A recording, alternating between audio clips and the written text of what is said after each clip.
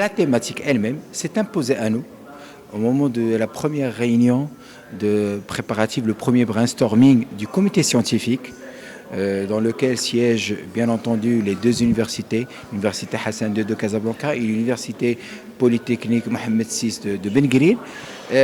C'est imposé à nous dans la mesure où on est en train de sortir, d'accord, d'une période marquée par la pandémie de Covid-19, et on a pu constater à tous les échelons cette capacité des Marocains et de l'État marocain à faire face à cette pandémie, et surtout à faire face aussi aux contraintes imposées par cette pandémie, que ce soit en termes de distanciation, en termes de services vitaux, en termes même, j'ai envie de dire, en termes de socio-économiques.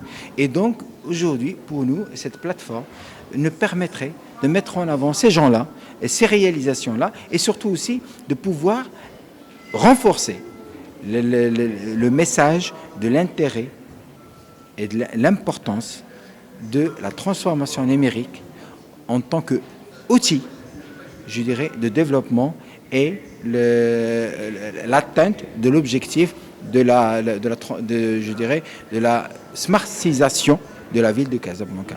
Donc aujourd'hui, comme on l'a toujours dit, la Smart City est un concept dont le déploiement est un déploiement qui se fait à moyen et à long terme. Et aujourd'hui, on est pratiquement à 5 ans de l'avènement de cet événement. Et croyez-moi, pour nous, c'est une manière de confirmer qu'on est sur le bon chemin, Inch'Allah Rahim, et la créativité marocaine et la richesse de l'innovation sociale marocaine nous a permis, pendant ces 18 mois, de gagner énormément de temps et de faire de très très belles réalisations. Et je pense que, Inch'Allah Rahim, la feuille de route aujourd'hui, il est toute tracée. Et Inch'Allah, peut-être d'ici 2024, on parlerait d'autres territoires, et on parlerait surtout de nouvelles réalisations.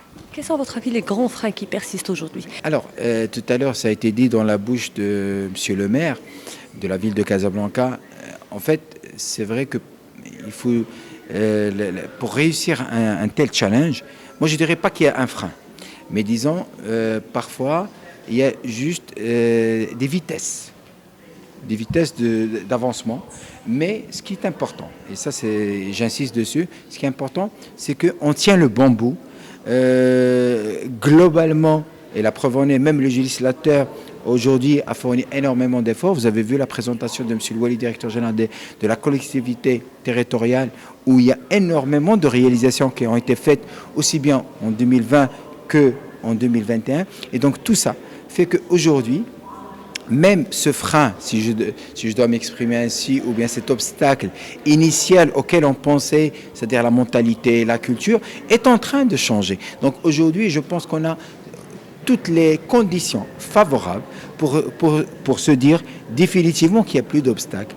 Comme je l'ai dit, il y a peut-être des vitesses qui diffèrent d'un territoire à un autre, mais ce qui est sûr, c'est qu'aujourd'hui, et vous l'avez vu sur le rapport de la commission du nouveau modèle de développement du royaume, un des axes, j'ai envie de dire, principaux qui a été cité, c'est justement la transformation numérique. Et je pense que, Inch'Allah Rahim, avec cette volonté royale d'aller jusqu'au bout de déploiement de ce nouveau modèle, je suis convaincu que, Inch'Allah Rahim, l'aboutissement est proche.